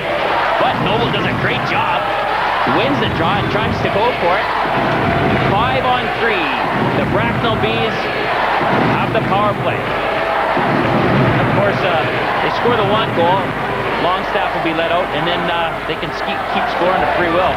Well, that's it. I mean, that's it. They're pretty well full advantage or couple-man advantage throughout the rest of this game. Shot comes in. Denise Chassé from point blank gets denied by Silver. Possession, the name of the game here for the Bees. They don't need to score anymore. Big hack from Vial. Now the Bees just need to keep control of the play, run the clock down. Just under 3 minutes to go in this final period, and all they have to do is just keep it in the Sheffield zone and just run it down. Like American football. That's all they have to do. The 2-minute warning is gone. Well, not quite, but it's coming. I know what you mean. Stewart. 5-on-3. The Bees with the power play, and they got the lead. Quick pass in front. Mathieu deflects it into the corner. Big hit. Of course, when you're down, you got to watch taking the body as it commits yourself. Nice one-touch passing. Chassé bands on it.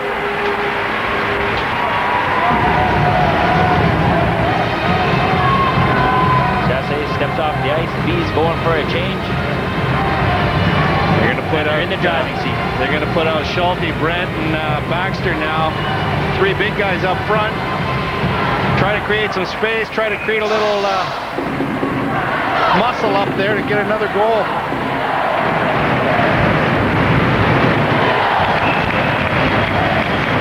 And that crowd there will be trying to help out the Steelers.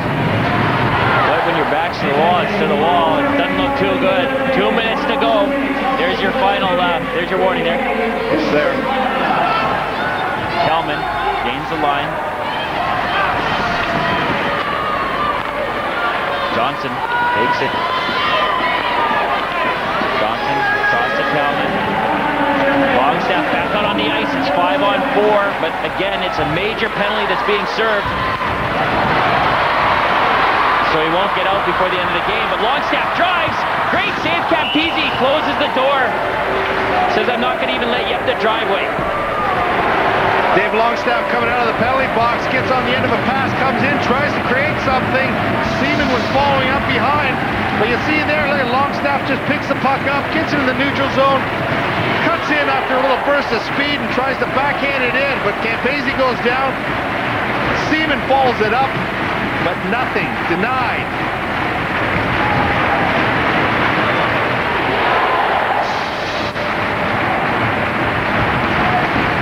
Bruno Campese, they're the Sheffield Steelers who are 2 goals behind. And it's 2-on-1. Shoots! Goes high. Masters had a chance to bury the Steelers, but doesn't do it. Here comes Vial, the big man for the Steelers. He delays. Nice move. Backhand gets intercepted. We got another. Well, it's a 2-on-2 now. Shot comes in from which he shoots! He scores! And that'll be good night, sweetheart. Oh, that's a big shot, that's a big goal, and that's the final nail in the coffin of this game tonight, folks. And the fans get up here and rip up their tickets and start heading for the exits. They're leaving, look at that, just a pass out. They come down, just a quick shot, unleashed, and just beats Silver. No chance whatsoever. A little 1-2 there. And it's Ward, Colin Ward, just piling one in behind Silver.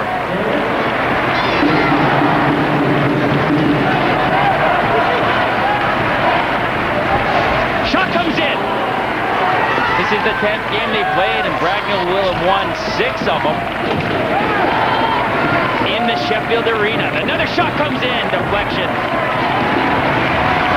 Silver making some big saves, but he's not getting a lot of help out there tonight at this stage. You know, they're backing in, they're letting him shoot. Yeah. And Silver's making some good saves, but, you know, he's not getting the support that, as a coach, you would like to see. Well, he didn't get the support throughout. He got pegged 6 times to Sheffield's 3, and that is the final score. The Bracknell Bees beating the Sheffield Steelers here at the Sheffield Arena, and they celebrate as their run for the title campaign looks pretty secure here. They are definitely the favorites as they take the Sheffield Steelers. Mike Blaisdell and Rob Wilson saying, hey guys, what could we have done in this one? And they're going to be going to the drawing board and try and fix things up. So there were 9 goals in this encounter.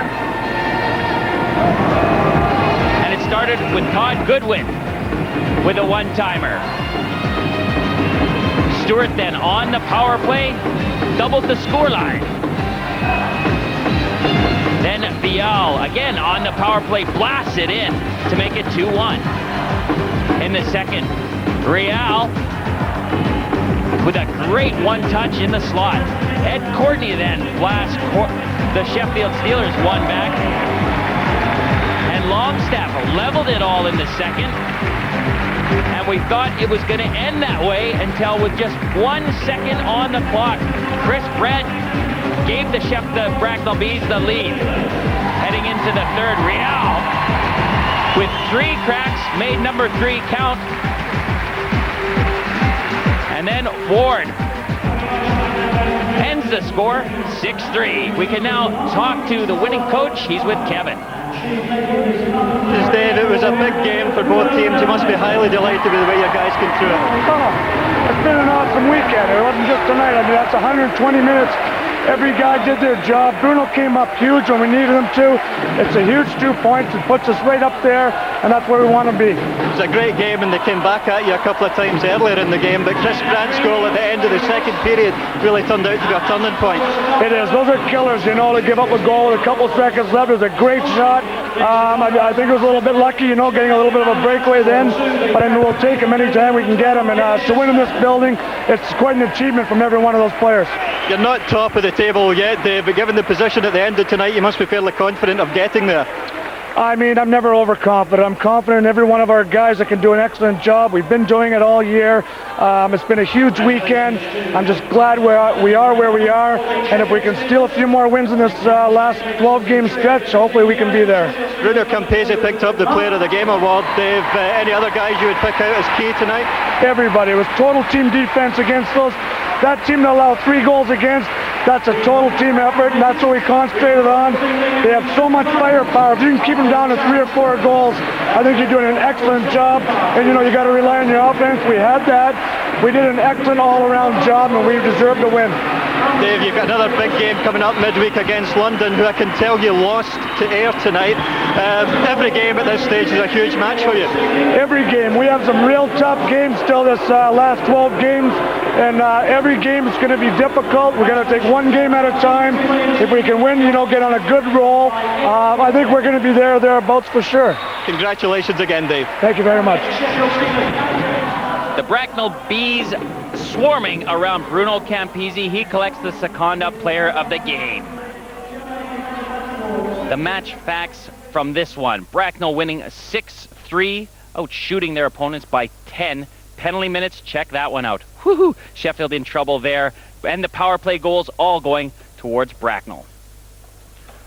Well, there you go. I mean, we said that we were in for an exciting game. We said the big O of Sheffield, if that got going, but the small D, the O stalled, the D did what they normally do, let in goals. No, that was the thing. I mean, Bracknell put a lot of pressure on them. They kept going. They kept working the Steelers' defense, and eventually they gave in and they caved in and they started scoring. But obviously the turning point was at the end of the second period with 1 second left to go. It's the Chris Brandt goal. I mean, that was the big turning point in this game. I thought that the time was going to run out, but he shot from the high slot. Well, he got a great shot, and I was trying to watch the net and the clock, and it just was 1 second left from that puck went in the net, and then the clock ran down. But like I said before, I mean, if you wanted a guy to shoot, it was him. Then this one, they go 5-3 up. Ryle had a crack before that, the crack there, and then the one that went in. Well, again, I mean, it's back to the defensive coverage. I mean, he lets the shot go, and then he sneaks in. The shot goes wide, and he's right there, standing all by himself. Nobody around him whatsoever. And, you just can't afford to do that in a game. You've got to be able to take your man and have pretty tight coverage in your own defensive zone. Okay, thanks, Gary. Well, after the game, Kevin talked with Mike Blaisdell. Right, Mike, commiserations. It was a huge game for both teams. You must be very disappointed tonight. Yeah, that was we really wanted that one. Obviously, they played very well. Campese has won 3 games against us, I think, in the last 11 days or something. He's been very good, and they have a very solid team. Whistle gets them going. They play really well together. I think they have the best sort of team spirit of any of the teams that we played this year. They just work for each other so well, and they take the body. They got toughness. They got goal scoring. They got a hell of a team, and. I got to give them credit. Our guys looked a little tired at the end, but Bracknell makes you tired. They hook and hold you up, and they're smart about it. They don't take stupid penalties either. They're very smart. I thought we lost our discipline a few times, and that cost us. But, we just have to keep plugging away and hope that the other teams can beat them. But I think they're a very tough nut to crack. Just 1 point behind you now with 4 games in hand. You've said in this show before that they're your biggest threat. You still stand by that? Oh, yeah. That 4 games in hand is huge. I think that now we have to rely on the other teams. Before tonight's game, maybe our destiny was in our destiny was in our own hands. But now we have to hope that the rest of the Super League gives these guys some beatings. But it's going to be. I can't see them losing very many games. They're just a hell of a hockey team. You've given them a glowing report tonight, Mike. From the stands, it didn't look like your side did a lot wrong. It was anybody's game until fairly late on. Yeah, we created some good scoring chances. Campese made some great sliding saves that frustrated us at times, and I think the goal that killed us was the 4-3 goal with a second, I think, on the clock. I mean, it was just a bad defensive error on our part. Both defensemen got caught up ice, and then Brad took the long shot. Maybe our goalie could have had it, but I can't really blame him. It was a good shot. That's all we can do. Well, on Sunday, all the teams were in action, and London went down in Scotland 3-2. And Cardiff keep the heat on their title chases, 7-2 with a win over Nottingham. Manchester with a 3-1 win over Newcastle. Bernard in net there in that one. And, of course, Bracknell with a Sheffield win 6-3. So there is the Seconda Super League on Sunday. Sheffield still top. Bracknell hot on the heels with 4 games in hand. And London right there as well. And it looks like that could be the chasing pack. Well, we look at the other teams. Mathematically, 6 of those teams have a chance of getting it. I've said on the line that, you're not going to get a winner from the top 3. What do you think? Or you're only going to get a winner from the top 3? I think as it's closing down now, you're going to get a winner out of the top 3. I mean, there's other teams that are still in with mathematical chances, but I think really it's going to come down to the top 3 as they stand at the moment, who will take the top spot. Earlier on, Mike Blaisdell said that, Bracknell have always been his toughest opposition. Chris McSorley, the head coach of the London Knights, has made the equal statement. And with everyone saying that they've got this team morale, they're playing the way they are, would you say they're favorites? Well, I say they got to be with 4 games in hand, but I think Mike Blaisdell made a very valid point. He said they're a team that pulls together through everything, and they work hard together, and they fight for each other, and that's been their key to their success. They're not a big, flashy outfit. They don't have a big arena, and but they are a great team that works for each other, and that's the key to their success so far this season. Okay, thanks a lot, Gary. Well, in our main game, Bracknell get another win here in the House of Steel, 6-3 over the Sheffield Steelers. You can catch up on all the other news and action from around the league after the break in Rink Roundup. Hello, I'm Jamie Steer from the Air Scottish Eagles, and today we're going to talk about passing.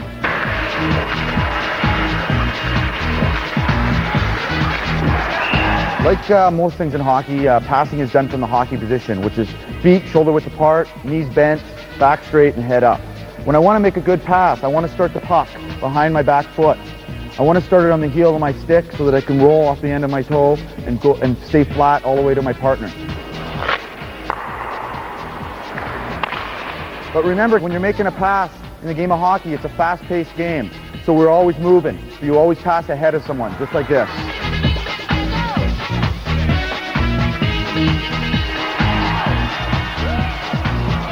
Well, in our main game between Bracknell and Sheffield, Chris Brandt supplied the game-winning goal in the second period with only a second to go. They went on to win 6-3 here in the House of Steel. Well, there was plenty of other action from around the league. It's time to catch up with it now. Des brings us Rink Roundup. And what a weekend. Sheffield Steelers picked up just the 1 point from their 2 games. That came at coach Mike Blaisdell's old Chargers Nottingham. But they really should have picked up maximum points, having led 2-0 at the end of the first period. Both their goals for Ed Courtney and this from Dale Junkin were scored on power plays within 31 seconds of each other. But the Steelers concede too many soft goals. Netminder Grant Sherver may question his positioning as Marty Flitchell walloped the shot on the short side. That made it 2-1, and the Panthers nicked a point when Ashley Tate picked out Aaron Kane. It's a good goal, but the Steelers will regard this as a point lost rather than a point gained. There's trouble in air on Sunday as London travel to the Centrum. Eagles can mathematically still win the title. London's ambitions are more realistic, but Knights trailed 8 seconds into the second period on Dino Barber's power play goal. London got themselves back into the contest pretty quickly though. Jeff Hode on target against his former club. And the Knights, whose 2 previous games have been cancelled due to plexiglass problems in their own arena, took the lead with Rick Brabant's deflection. Our power play goal was his 9th point in 9 games. London looked good for the win. But then the Eagles swooped with 2 late goals. Scott Young's shot, Sean Byron with the touch, 2-all on 48-15. And with just over 3 minutes on the clock, the Czech Jan Mikkel scored the game winner. A real dent to London's title challenge, but not the end of the story. On the buzzer, there was mayhem. Rod Tremblay, number 46, takes a lunge at Knights debutant Sean Wansborough, and that set off a chain of incidents, the most talked about involving Darren Banks and Byram. Banks picked up a gross misconduct for manhandling linesman Andrew Alsop. Byram also picked up a gross misconduct. Both were appealing against the call, which brings an automatic 2-match ban. Banks then went toe-to-toe with Cam Bristow. No love lost between these 2. Slightly less frenetic at the MEN Arena as Manchester tried to bounce back from a 10-2 nightmare at Bracknell. Brian Duthie had the 6,000 plus crowd off their seats with the opener, only for Newcastle to respond with a power play goal 2.5 minutes later. The scrappy finish by the Finn Tommy Makela past Mark Bernard. Newcastle fans happy, but any hopes of the River Kings' first ever win in Manchester lasted barely 3 minutes. That's how long it took for Mike Harding to re-establish the Storm lead. 3-1 it ended. To the Ice House in Cardiff, where Nottingham allowed John Brill 3 bites of the puck to give the Devils a lead inside a minute. Nottingham have yet to win a Super League game in Cardiff, and there were few signs that start would change when Merv Priest waltzed past Jordan Willis to make it 2-0. The Panthers, though, made a game of it. When Devils failed to effectively clear their lines, Graham Gard reacted quickest for 2-1. And then he set up the equaliser. Good skating, a pinpoint pass, and Marty Flitchell strikes like, well, a panther. But Cardiff are hot. They've won 6 straight at home before this game. Betio Secretini and Steve Thornton are clicking, and they're getting decisions going their way. Thornton's power play goal, hotly disputed by Nottingham. It was to be a key strike. Cardiff were never in trouble after that. Darren Hurley made it 5-2. And the Devils ended the game with 7 goals and a 7th straight win on home ice. Steve Moria completing a good night's work. So the results from all the weekend's games, starting at Bracknell, where the Bees thrashed the Manchester Storm 10-2, which just about killed off the Storm's chances of retaining their title. Todd Goodwin got a hat-trick in that one. Nottingham came from 2 down to draw at home to the Steelers. Then on Sunday, Ayr dented London's title hopes in that explosive encounter. Cardiff made it 7 home wins in a row at Nottingham's expense. Manchester beat Newcastle 3-1. And in our main game, the Bees get A+ for their win at Sheffield. After the weekend games, the table looks like this. Sheffield top, but Dave Whistle's Bracknell are looking ominous in 2nd place. They've dominated the Steelers in head-to-head games and are now just a point behind with 4 games in hand. Remember, it's a 42-game season. London dropped to 3rd, although they too have games in hand on the Steelers and are still very much in the title race. Mathematically, Manchester, Ayr and Cardiff could still challenge for the title, but that would take some doing. Newcastle cast adrift at the foot of the table as the sides jostle for playoff positions. Ed Courtney's still way out in front in the race for individual honours with more goals and more assists than any other player. Just for good measure, his goal against Bracknell was his 100th goal in all ISL competitions. Cardiff's Steve Thornton and Bracknell's Kevin Reel had good weekends, moving up to 4th and 5th respectively in the point scoring list. It's been a really good month for Thornton, with 20 points in his last 11 games and 15 goals in his last 12 for the Devils. He's been named as the Seconda face to watch for January. In other news, the future of Great Britain's most capped player, Ian Cooper, was finally decided on Monday. London Knights have released him from his contract, and as rumoured, Ian will be joining British National League leaders Guildford Flames. He's expected to make his debut at the weekend. One player moving clubs within the Super League is Sammy Walston. He ends his brief stay at Manchester by joining the Newcastle River Kings. 3 other transfers on deadline day saw left-wing Andy Bozow move to London from the IHL's Detroit Vipers. Bozow, another player with a big penalty record. The Nottingham Panthers have used the last spot on their roster to sign up a 3rd netminder. Wayne Cowley, once of Solihull and formerly of Sheffield and Newcastle. And another Finn joins the squad at Manchester in the form of defenceman Sami Siltaberta. Plenty of games coming up this week as the Super League season draws towards its climax. Thursday sees a titanic 4-pointer as Bracknell travel to the London Arena. The Knights surely have to get something from this one if they're going to block the Bees' championship bandwagon. Also on Thursday, Newcastle travel to Cardiff as they bid to close the gap on the rest of the Super League, both those games starting at 7. On Saturday, it's another road trip for the Bees, this time at Nottingham. Sheffield entertain Manchester in another title crunch, both of these games facing off at 7. All 8 Super League teams play on Sunday. Newcastle make the long trip down to Bracknell. The puck drops at the Beehive at 6. Cardiff take on the Sheffield Steelers at the Ice House, also at 6. And London will be looking to avenge Sunday's defeat at the hands of Ayr. Go down to the London Arena for 5 if you want to see if this one is equally explosive. And finally, the MEN Arena sees Manchester host the Nottingham Panthers. That's another 5 o'clock face-off.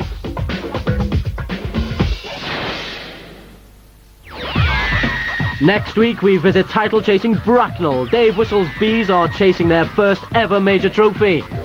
It won't be a formality against Newcastle. They may be bottom of the league, but they've already won twice at the Beehive this season. So that's the Bracknell Bees against the Newcastle River Kings, Tuesday at 7 o'clock on Sky Sports 2. Well, can the Bracknell Bees keep buzzing in their quest for their first ever league title? We're going to be there. Make sure you are. But for now, from all the team here, it's goodbye.